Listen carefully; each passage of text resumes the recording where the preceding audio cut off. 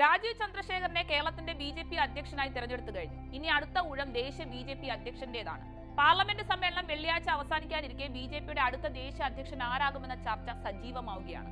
ഉത്തർപ്രദേശ്, കർണാടക, തമിഴ്നാട്, പശ്ചിമ ബംഗാൾ എന്നിവിടങ്ങളിൽ സംസ്ഥാന പ്രസിഡന്റുമാരെ അടുത്ത ആഴ്ചയോടെ പ്രഖ്യാപിക്കുമെന്നാണ് വിലയിരുത്തൽ. 2019 മുതൽ പാർട്ടിയുടെ നാഷണൽ പ്രസിഡന്റായി ചുമതല വഹിക്കുന്ന ജെ.പി. നഡ്ഡയ്ക്ക് പകരക്കാരനായാണ് പുതിയ അധ്യക്ഷനെത്തുക. സാധാരണ 3 വർഷമാണ് ബി.ജെ.പി. മേധാവിയുടെ കാലാവധി. എന്നാൽ നഡ്ഡയ്ക്ക് 3 വർഷത്തേക്ക് കൂടി അധികാര ചുമതല ലഭിക്കുകയായിരുന്നു. കഴിഞ്ഞ വർഷത്തെ ലോക്സഭാ തെരഞ്ഞെടുപ്പ് തയ്യാറെടുപ്പിന് വേണ്ടിയായിരുന്നു കാലാവധി നീട്ടിയത്. നിലവിൽ 13 സംസ്ഥാനങ്ങളിലാണ് ബി.ജെ.പി. അധ്യക്ഷന്മാരെ പ്രഖ്യാപിച്ചിരിക്കുന്നത്.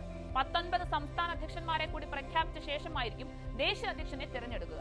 കഴിഞ്ഞയാഴ്ച RSS മേധാവി മോഹൻ ഭാഗവതുമായി പ്രധാനമന്ത്രി മോദി കൂടിക്കാഴ്ച നടത്തിയതിൽ വനിതാ നേതാക്കൾ ഉൾപ്പെടെ പ്രമുഖരെ പാർട്ടി ദേശീയ അധ്യക്ഷ സ്ഥാനത്തേക്ക് പരിഗണിക്കാൻ സാധ്യതയുണ്ടെന്ന് റിപ്പോർട്ടുകളുമുണ്ട്.